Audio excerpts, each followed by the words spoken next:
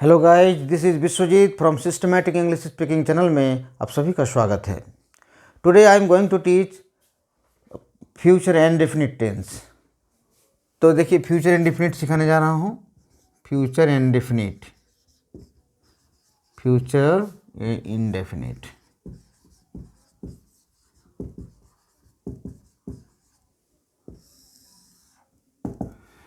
सभी टेंस बारीकी से समझिए। तो फ्यूचर इंडेफिनिट टेंस क्या है, इसकी पहचान कहिए या डिफिनीशन कहिए। डिफिनीशन अर्थात जिस क्रिया के अंत में, जिस क्रिया मीन्स काम, जिस क्रिया के अंत में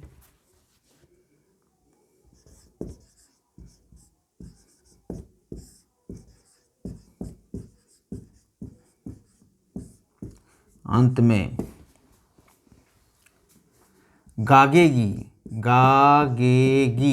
ये बेसिक हुआ। गागेगी रहे, उसे फ्यूचर इंडेफिनिट टेंस समझा जाता है। फ्यूचर इंडेफिनिट टेंस समझा जाता है।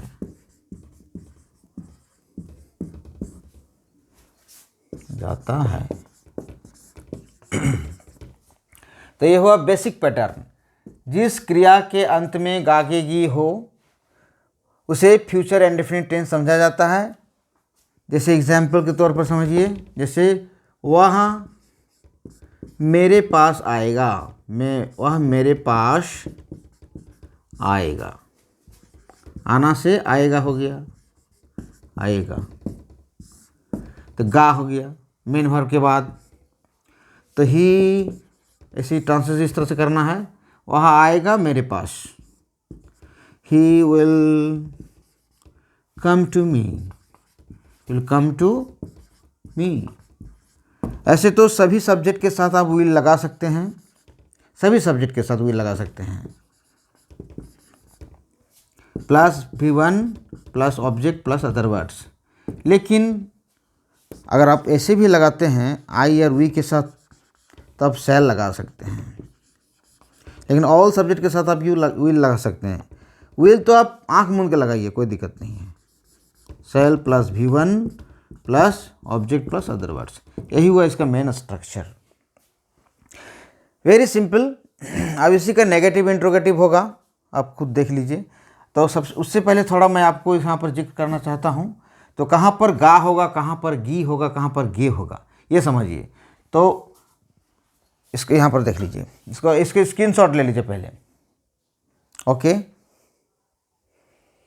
Thank you. नेक्स्ट देखिए, कहाँ पर गा करना है, कहाँ पर गी करना है, और सब्जेक्ट के अनुसार होता ही है।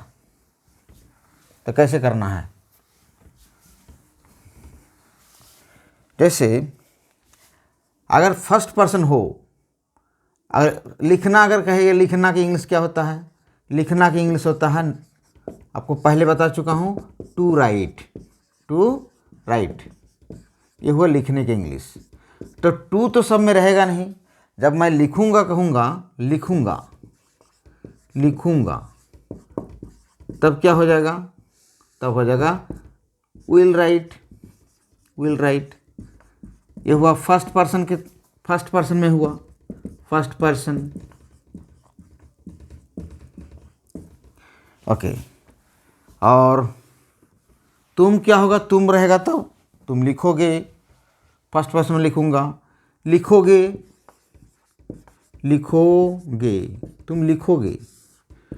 हाँ, तो वो भी विल हुआ, विल राइट। तो कहाँ पर हुआ, सेकेंड पर्सन में हुआ, सेकेंड पर्सन में लिखोगे।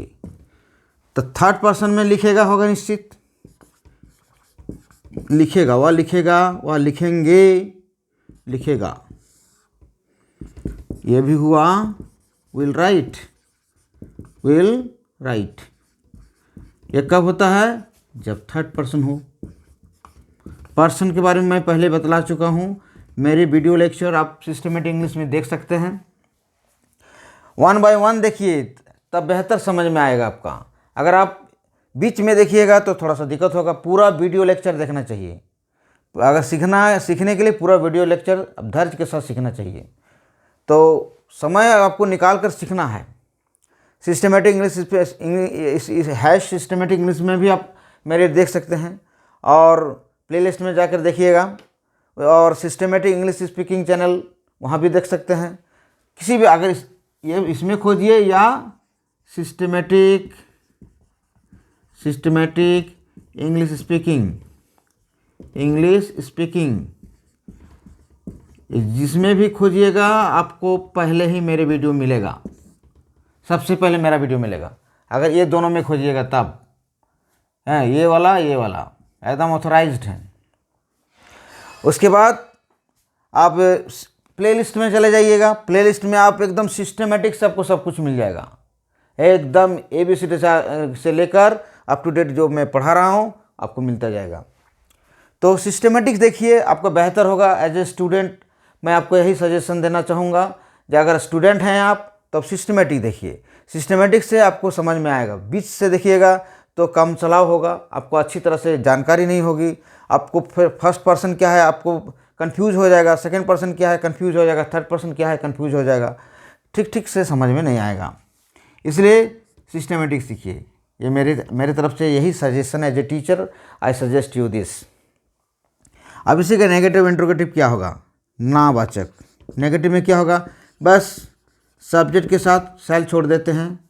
सब में विल, मैं तो विल ही लगाता हूँ सब जगह, क्योंकि विल स्पोकन में तो सेल यूज़ ही नहीं होता है। स्पोकन में सेल यूज नहीं होता है यूज़, और विल सब जगह यूज होता है। Will is used everywhere. whenever you are going to speak some things you should apply you will in place of shall. It is very easy very easy. You will not confuse will plus V1 plus object plus other words. जैसे किसी एक subject को मैं ले लेता हूँ, किसी भी एक सब्जेक्ट के, जैसे वह इस मैदान में थोड़ा लॉन्ग कर देते हैं। वह इस मैदान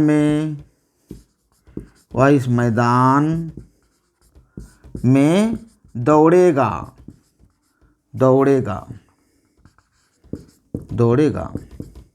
तो क्या होगा? नहीं दौड़ेगा। नेगेटिव सिखा रहे हैं। मैं नहीं दौड़ेगा।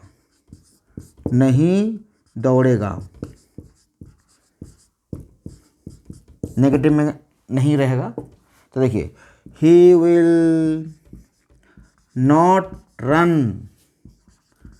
Run in this field.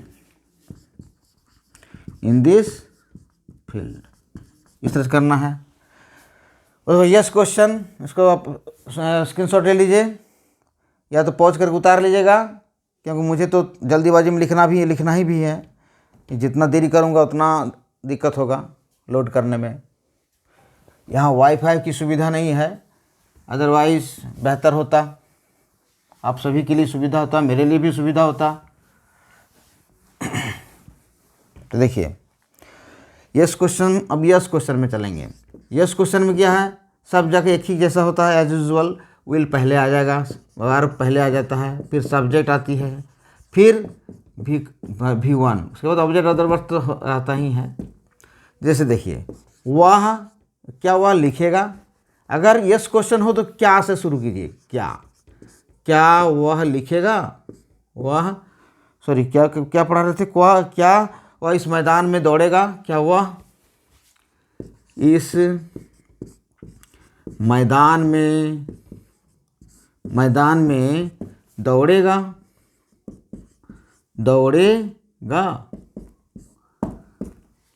Exam. तो क्या होगा? विल पहले लिख देंगे। Will he run in this field. ठीक इसी तरह से नो क्वेश्चन भी करना है। विल पहले आ जाएगा, plus subject plus not plus V1 plus object plus other words. ये तो सब में रहता है। फिर देखिए तो क्या होगा, क्या वह इस मैदान में नहीं दौड़ेगा, क्या वह इस मैदान में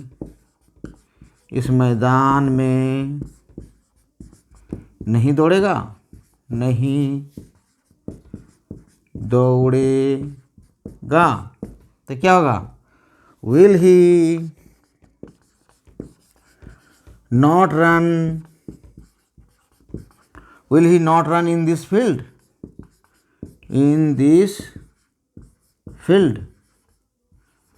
इस तरह से। और दो ठो हैं, WH वर्ड को लेकर भी करना है। अब WH plus yes question, tense समाप्त होने के बाद WH सिखा देंगे। तो देखिए WH के बाद ये यस क्वेश्चन उतारना है और WH के बाद नो क्वेश्चन उतारना है, बस। इसमें कुछ आपको माथापच्ची नहीं करना है। वह इस मैदान में क्यों दौड़ेगा, वह इस मैदान में क्यों दौड़ेगा, कब दौड़ेगा, कैसे दौड़ेगा, दौड़ेगा। तो कैसे करेंगे, क्यों से लेकर करना है। Why will he run in this field,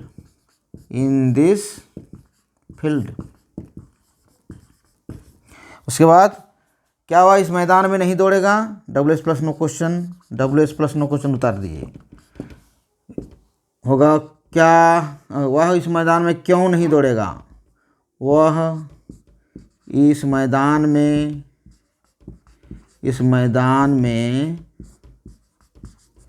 क्यों नहीं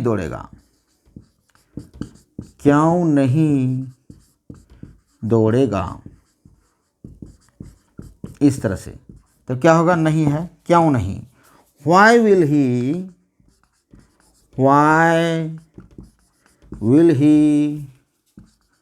not run in this field,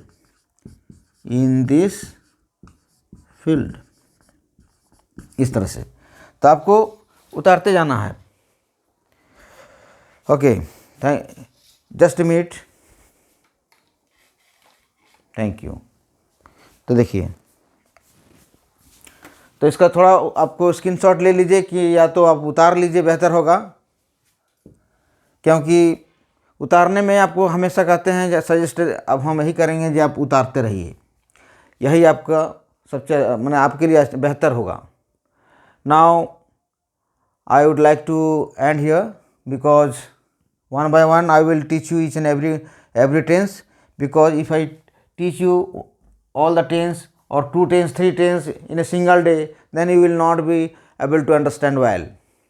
So if you want to understand better, then learn slowly and steadily.